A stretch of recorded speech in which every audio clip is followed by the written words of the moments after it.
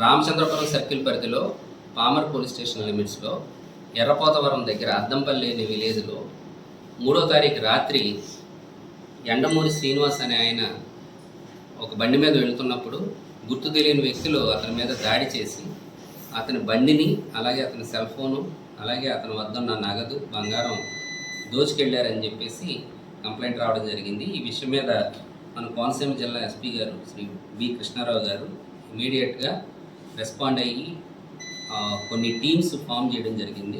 Palmar SI గారి ఆధ్వర్యంలో అలాగే ద్రాక్షారామ ఎస్ఐ గారి ఆధ్వర్యంలో మా క్రైమ్ టీమ్స్ని ఫామ్ చేసి దీని మీద ఇన్వెస్టిగేషన్ స్టార్ట్ చేయడం జరిగింది ఇమీడియట్గా. దాంట్లో టెక్నికల్ ఎవిడెన్స్ ద్వారా మేము కనుగొన్నది ఏంటంటే ఒక ఇద్దరు వ్యక్తులు ఆటోలో వచ్చి ఈ దాడి చేసినట్టుగా మాకు ప్రైమరీగా సమాచారం వచ్చింది. దాన్ని బేస్ చేసుకుని మేము టెక్నికల్ ఎవిడెన్స్ ద్వారా ఆ ఆటోని అలాగే ఆ ఆటోలో ఉన్న మరొక వ్యక్తిని ఎవరైతే ఈ నేరానికి పాల్పడ్డారో ఆ ఇద్దరు వ్యక్తులను గుర్తించడం జరిగింది. ఆ ఇద్దరు వ్యక్తులు ఎవరంటే ఓలేటి సత్యబాబు, ఇతను గాడిమోగకు చెందిన వ్యక్తి. ఇతను కొన్ని అప్పుల పాలైపోవడం వల్ల డబ్బు మీద ఏదో రకంగా డబ్బు సంపాదించాలనే దురాలోచనతో ఇతను యానంలో బంగారు షాప్లో పనిచేస్తూ ఉంటారు. ఆ షాప్లో పనిచేస్తున్న క్రమంలో ఇతన్ని చూడడం జరిగింది.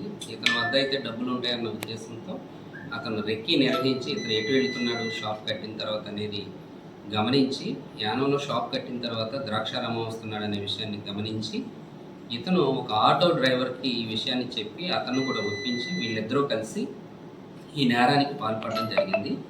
రెండో వ్యక్తి ఆటో తోలిన వ్యక్తి సంగడి రాజు అనే వ్యక్తి. వీళ్ళిద్దరూ కూడా ఈ నేరానికి పాల్పడ్డారు.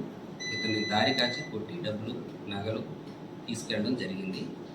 ఇతను ఈ రెక్కి నిర్వహించే సమయంలో మరొక వ్యక్తి యొక్క సాయం కూడా తీసుకున్నాడు. అతను కళ్ళేపల్లి ప్రసాద్ అని చెప్పి అతను కూడా ఈ నేరంలో ముద్దాయిగా గుర్తించి కుట్రలో భాగంగా అతన్ని కూడా అరెస్ట్ చేయడం జరిగింది. ఈరోజు ఈ ముగ్గురు వ్యక్తుల్ని అరెస్ట్ చేసి వారి వద్ద విక్టిమ్ ఎవరైతే ఎండమూరి శ్రీనివాస్ ఉన్నారో ఆయన పోగొట్టుకున్న బండిని, హోండా యాక్టివ్ బండిని, అతని సెల్ ఫోన్ని, అలాగే అతను పోగొట్టుకున్న 9 గ్రాముల నగల్ని రికవర్ చేయడం జరిగింది. ఈ రికవరీ అంతా కూడా ఈ రికవరీలో